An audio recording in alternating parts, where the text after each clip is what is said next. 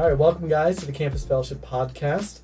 This is a podcast interview where we're going to highlight for you a student, someone whose life has been changed by the gospel.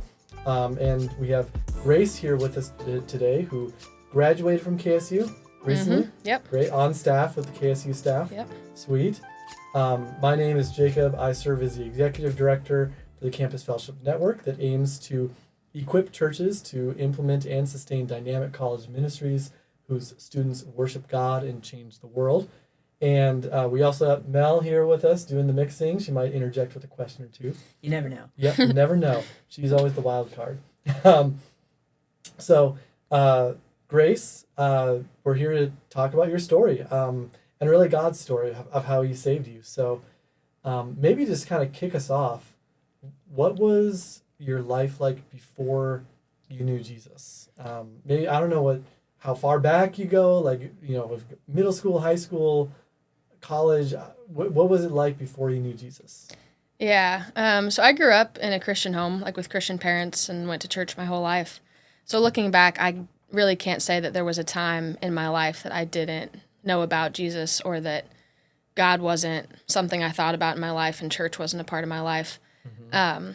So I can't really say that there was a time like before I knew about Jesus and believed that God created me, but there was definitely a time that I wasn't living my life like submitted to Christ and actually like loving the Lord, if that answers your question. Mm-hmm. So,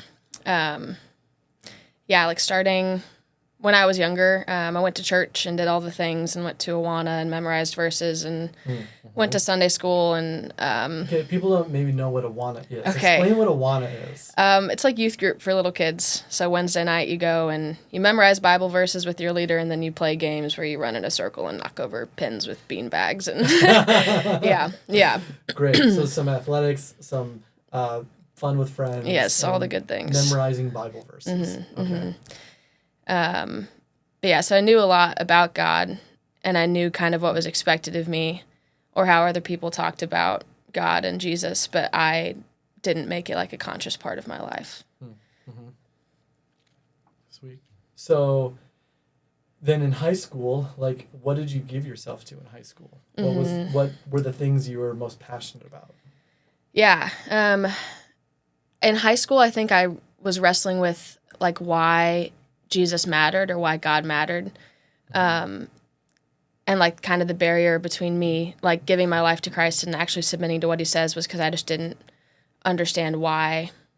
Like, why would you create me if I'm just going to sin all the time? And like, why would you create a world and let all these bad things happen when you have the power to just make it perfect? Like, I don't understand what the reason for all of this is or why this would matter. And then just all the temptations of the world and not like having a biblical worldview of how to deal with things, in my life. And like, like the worldview that gets pushed of like, be smart and figure it out and try things and figure out who you are and what you want to do. Just had like a lot of sinful things in my life, like that I said yes to, and got into and was a part of that.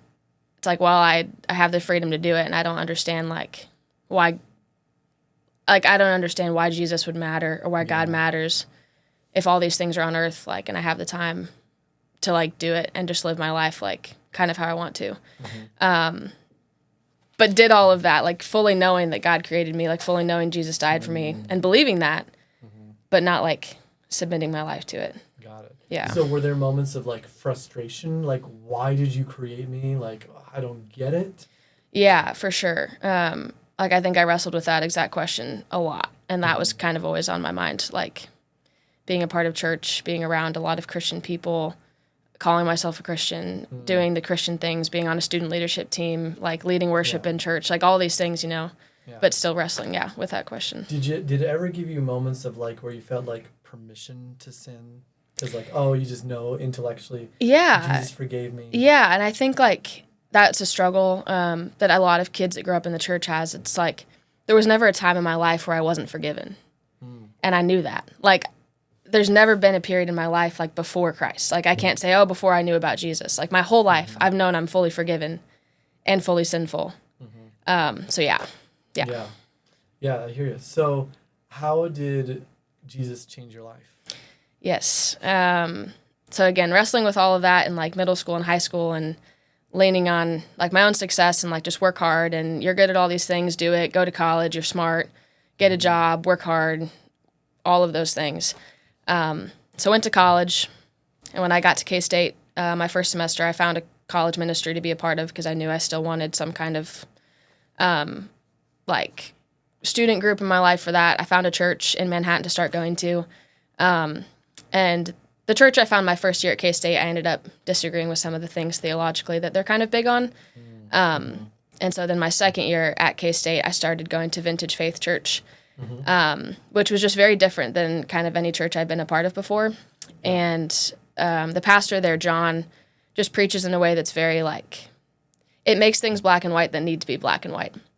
And for me coming into that as a college student in a world with a lot of temptations, a lot of freedom, knowing my sins are forgiven, knowing Jesus died for me, but also knowing I have complete free will in the world, and like wrestling with all this, wrestling with being successful and being smart and working hard, and like, how do I live my life in this world? Why would God put me here?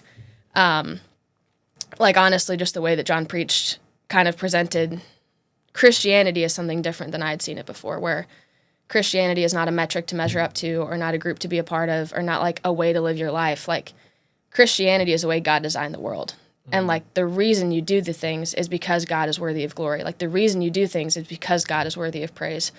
And like, that just hadn't really clicked for me before, I guess. And so, yeah, like, I started going to Vintage Church that year of college, and then have been going there for 2 years now. But kind of just hit like a rock bottom point in my life during school, where like I had made a lot of bad choices, done a lot of things, really feeling like the guilt and the weight of like my sin and like how wretched I am as a human being and all of this. Yeah. And then I don't remember what the message was, but on a Sunday, John said something that just hit me like a train. And basically it boiled down to like, you have two choices. Like, you can either live your life for Jesus Christ or you can't. And like, those are your two options. Like, there is no in between. There's no gray. You don't just get to figure it out. Like, you need to pick. Yeah.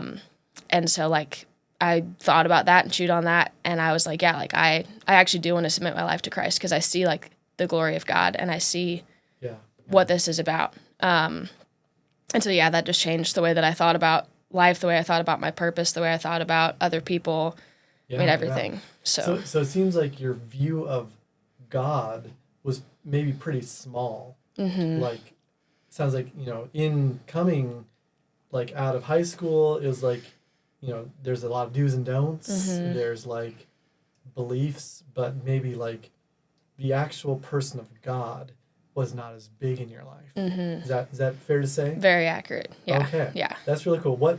So then just like, what was it that like, how did that change? How did God become bigger in your life? What was it that like, what aspects of him really came through that made you go, whoa, I never thought of that? Or I don't know. I'm just kind of asking questions off the cuff here. Yeah. I don't know. I guess it's hard to like put into words. I have a quick question. When all of that was happening, what's the timeline? So you were in college, so this was like your sophomore year, junior year, that all of this kind of happened? Yep. And it kind of clicked that time? Yeah. Yeah.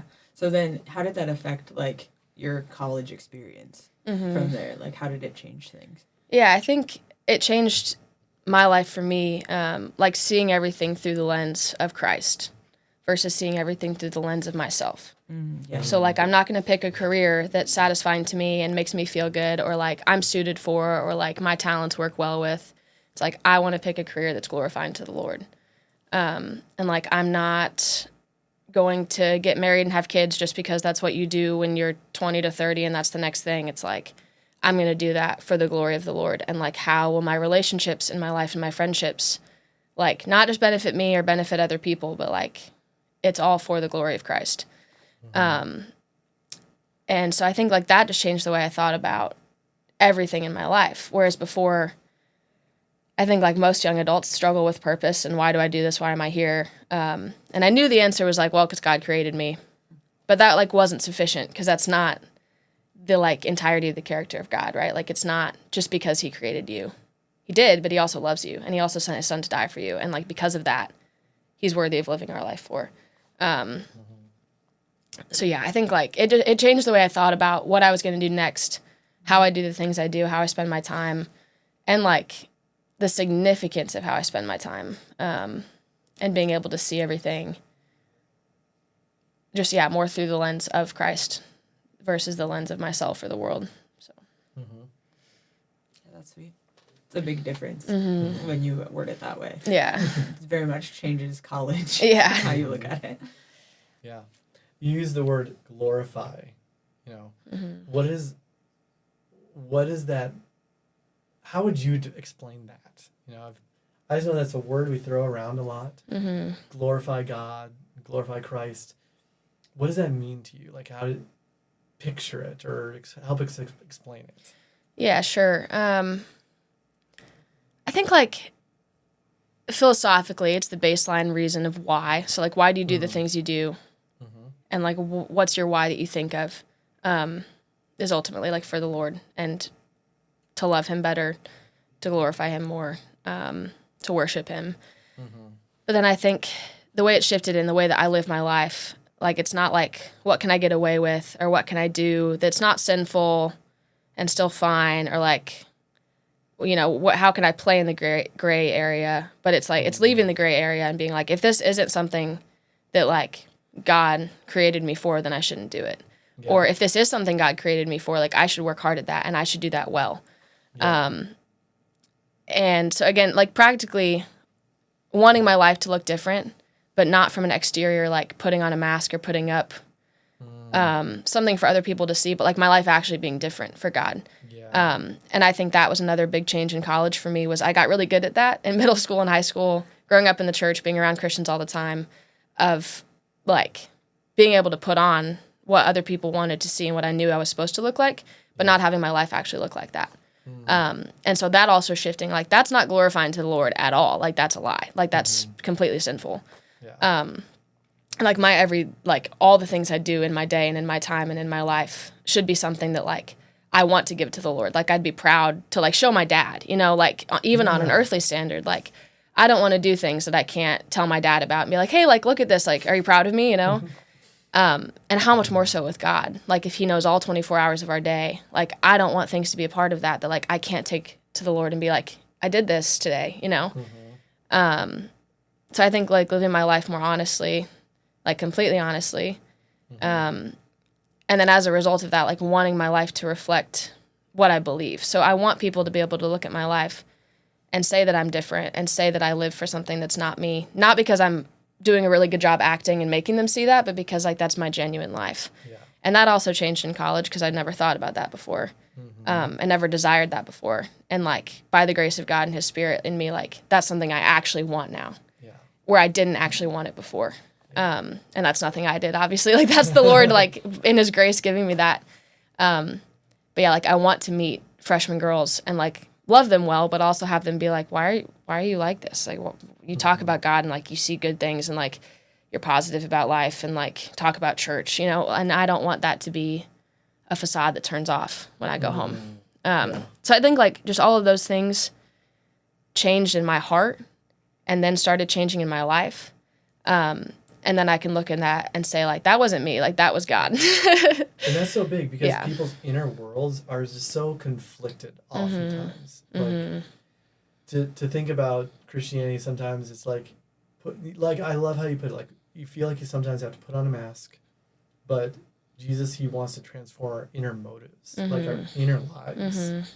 And he, like, rebukes the Pharisees for, like, not being, like, whitewashed tombs, and he's like, you have it's like your life is like the inside of the cup is so dirty, but the outside is so clean.